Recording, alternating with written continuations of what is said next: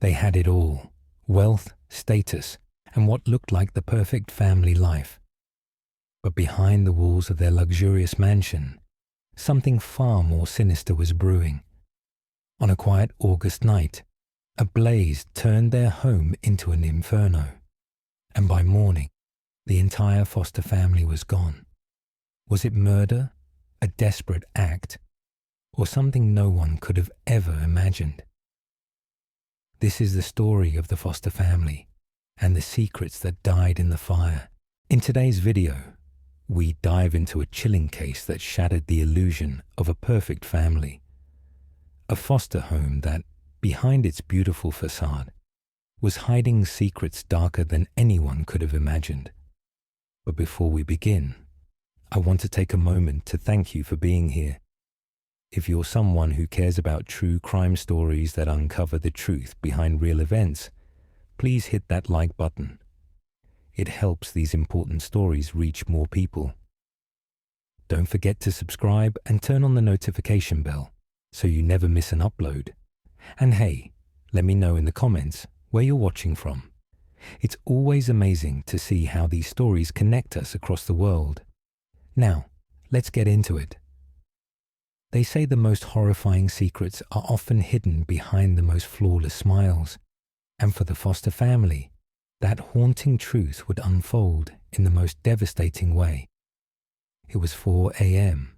on August 26, 2008, when a distress call came through to Shropshire's Central Fire Control. A fire had broken out at the Grand Ouston Mansion, the sprawling countryside estate of millionaire Christopher Foster. Fire crews rushed to the scene, but something immediately slowed them down.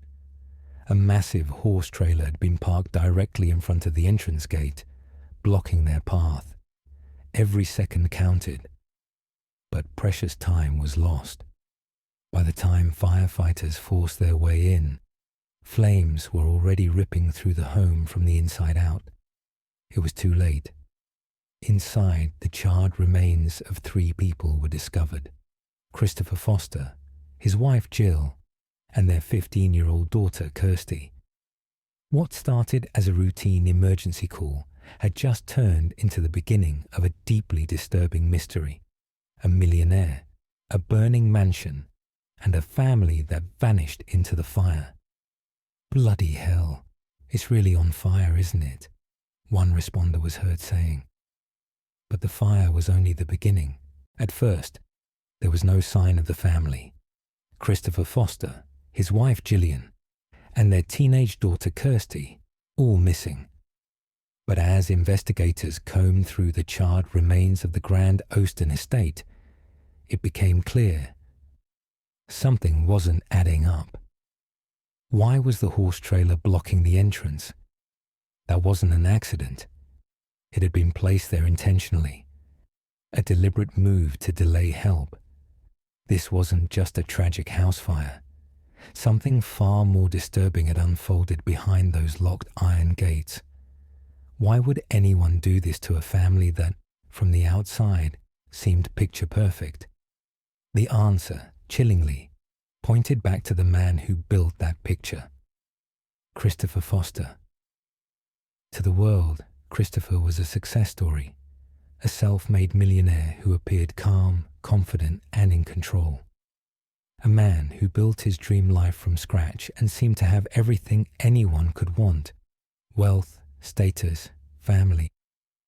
But behind the illusion was a man cracking under pressure, hiding fear, financial ruin, and a darkness he never showed. Those close to him saw his ambition early on. His mother, Enid, often said Christopher was a natural go-getter. As a child, he was always looking for opportunities. He wasn't the only one.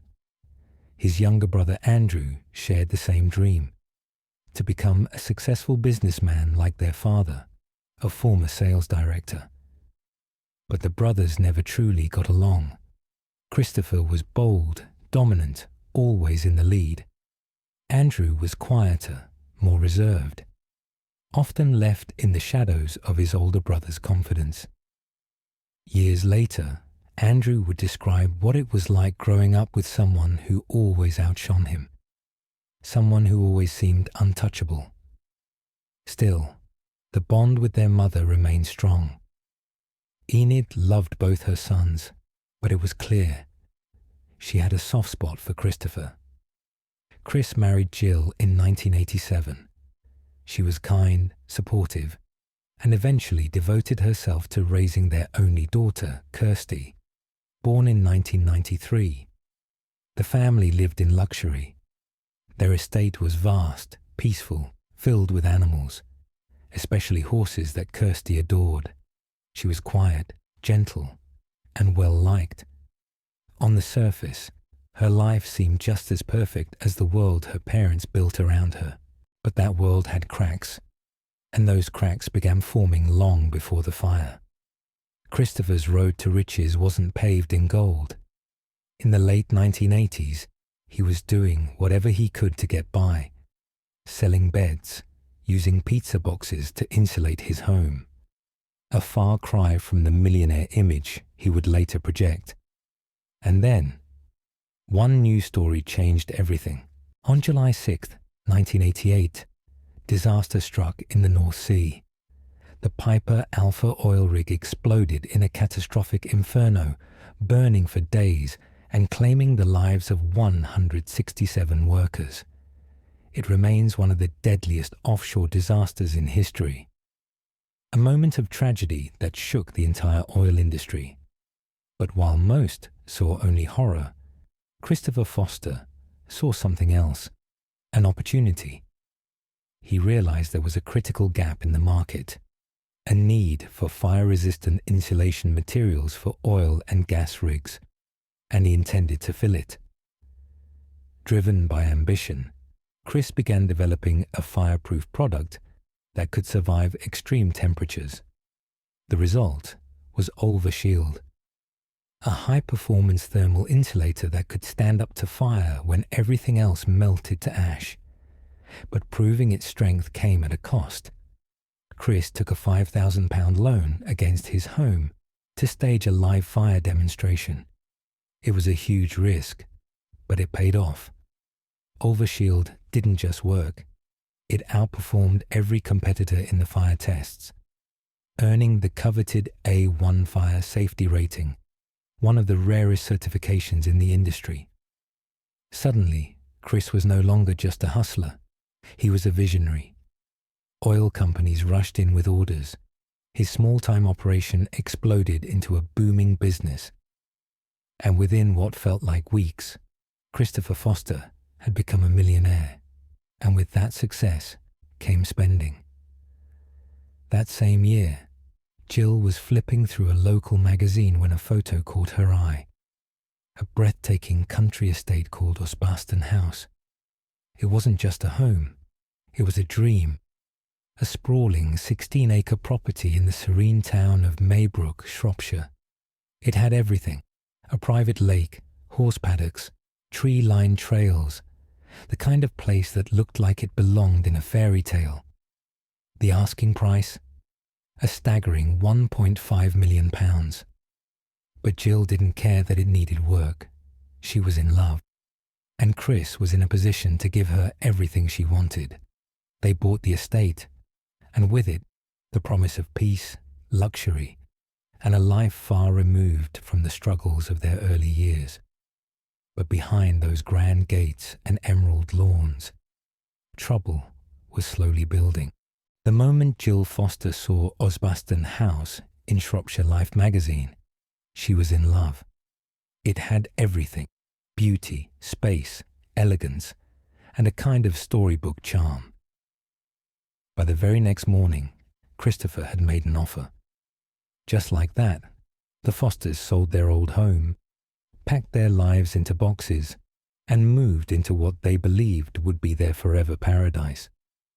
But paradise came at a price, a very high one.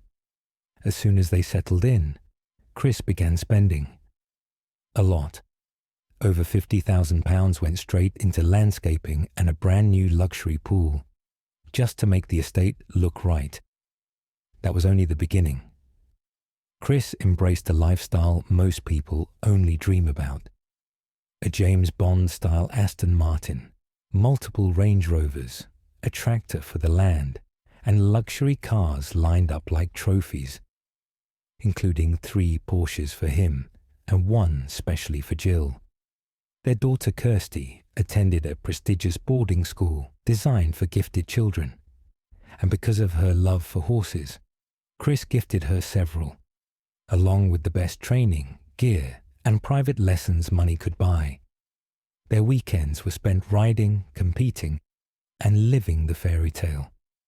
The family had 4 dogs, a flock of doves, and the kind of estate that looked more like a royal retreat than a private home. With a full-time housekeeper and personal helper, every corner of the mansion sparkled.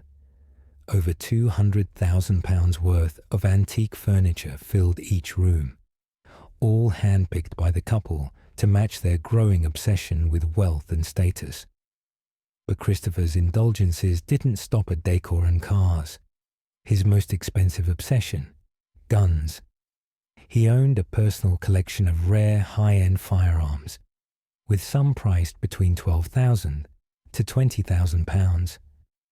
Every few weekends, he hosted lavish clay pigeon shooting parties on the estate, sometimes spending over $8,000 just for a single event. But beneath the glamour was something darker. Chris's behavior wasn't just excessive, it was alarming. He would frequently leave loaded guns lying around the house, forgotten, unsecured. When the family's doves left droppings on one of his beloved cars, he shot them dead without hesitation, shocking Jill. And then came the moment that chilled everyone who heard it. One day, Kirsty's black Labrador chased a group of sheep during a walk. Chris, without blinking, shot the dog in the head, right there on a quiet country road. The man who seemed like a brilliant, successful businessman was unraveling. Friends and associates noticed that Chris didn't have long-term plans. He lived for now, impulsive, reckless, quick to cut people off the moment they questioned him. It wasn't vision that fueled him. It was image. He was obsessed with appearances, with status, with leaving behind his working-class roots in Wolverhampton to create a high-society identity he could wear like a tailored suit. Jill embraced the lifestyle too. Her days were filled with shopping trips, beauty appointments, Botox injections, manicures, and high-end salons. Together, the couple vacationed in style. 5-star resorts, fine dining, luxury tours, each trip costing upwards of £20,000. But here's what no one knew. Beneath the surface of their perfect life was chaos. Chris was drowning in secret debt. His empire, the cars, the parties, the estate, was built on fragile credit, risky business, and quiet panic. From the outside, the Fosters had everything. But behind the gates of Osbaston House, things were falling apart. In 2003, Christopher Foster made what he thought was the deal of a lifetime. He signed an exclusive agreement with a company called DRC, giving them the sole rights to manufacture and sell Ulva Shield, the fireproof insulation product that had made him a millionaire. At first, the deal seemed golden. By 2004, Chris was worth over £10 million. But behind the glossy numbers, things were already falling apart. Just 1 year later, in 2005, he was drowning in £2.8 million of debt, and instead of pulling back, instead of cutting losses or slowing down, Chris did the opposite. He doubled down. He secretly made a second deal behind DRC's back, a violation of the contract he'd signed. When they found out, they sued him for breach of contract, and they won. Chris lost his patent, lost the rights to Ulva Shield, and lost the business he'd built from scratch. Worse still, DRC went on to make Ulva Shield famous around the world. Without him, his empire collapsed, and Chris was left behind. In 2007, his assets, worth over £3 million, were frozen. His income stopped. His business was over. But even then, Chris refused to stop pretending. He kept spending like nothing had changed. Soon, he got into a fight with his bookkeeper, who, fed up, tipped off Inland Revenue. Authorities learned Chris had evaded huge amounts of taxes, VAT, national insurance, and more. The financial noose was tightening. In one final desperate attempt to stay afloat, Chris borrowed from banks, remortgaged Osbaston House 3 times, and drained over 20 separate accounts. But the walls were closing in. Still, he kept the mask on. He hosted shooting parties. He drove luxury cars. He smiled for neighbors and kept up the image. To the outside world, the Fosters were still polished, perfect, and powerful. But the cracks were showing. Some friends wondered, did Jill know? Was she blind to their financial collapse? Or did she simply not want to believe the truth? Either way, she never changed her spending habits, never spoke a word about their money problems. To the world, the Fosters still looked untouchable. But behind those gates, Chris Foster was unraveling. He was a man crushed by pressure, fear, and the shame of losing everything. This wasn't just about money. This was about identity.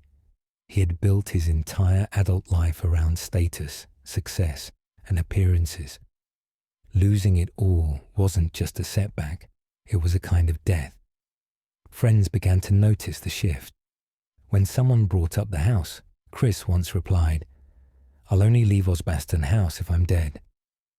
Most laughed it off. But the tone in his voice was too serious, too final. He told others that he couldn't stand the idea of Jill and Kirsty suffering, that the thought of them losing their lifestyle, their comfort, their status was unbearable.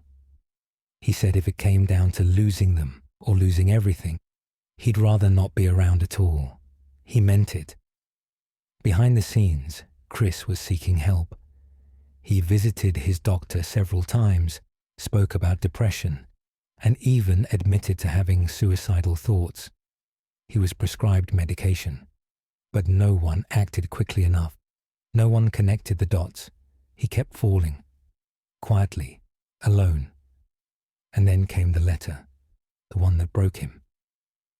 The week before the August bank holiday in 2008, a formal notice arrived. It was posted right on the front gate of Osbaston House. It was from Birmingham and Five Counties Finance, the company overseeing the repossession of his seized assets. The letter stated plainly and coldly that officials would return the following Tuesday.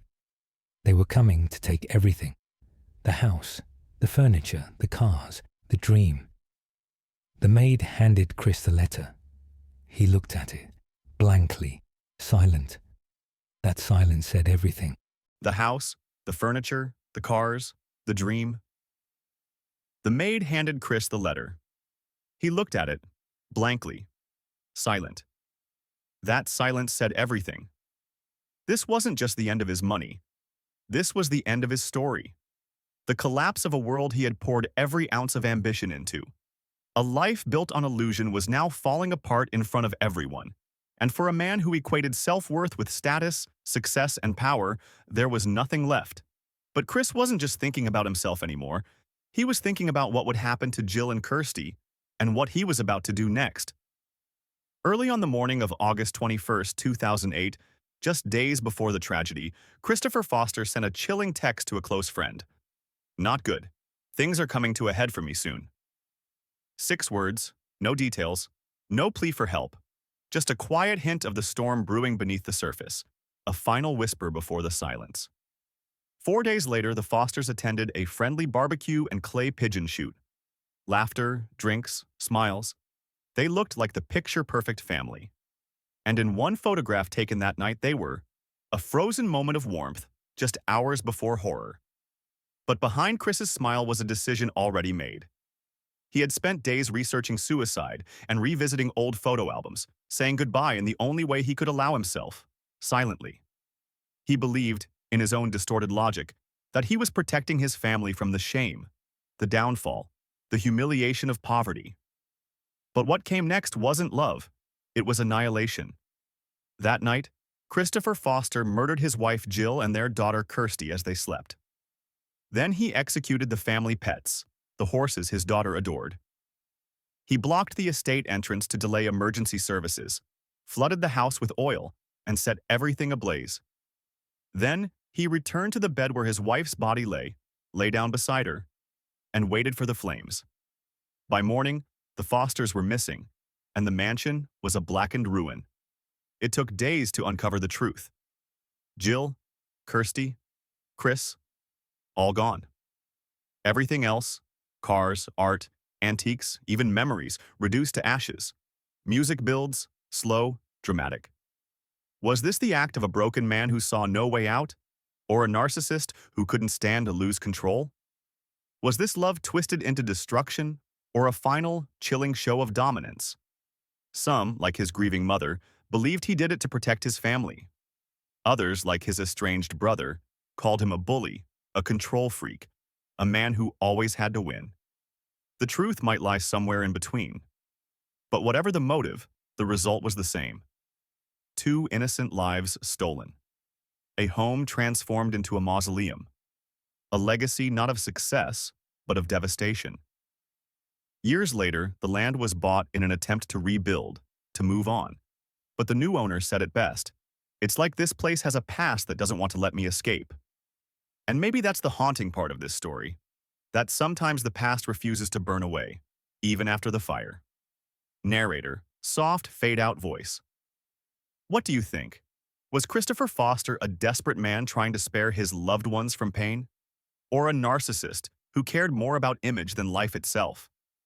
Let me know in the comments. And if this case left you shaken, don't forget to like, subscribe, and hit the bell for more true crime stories that need to be told. Until next time, stay curious and stay safe.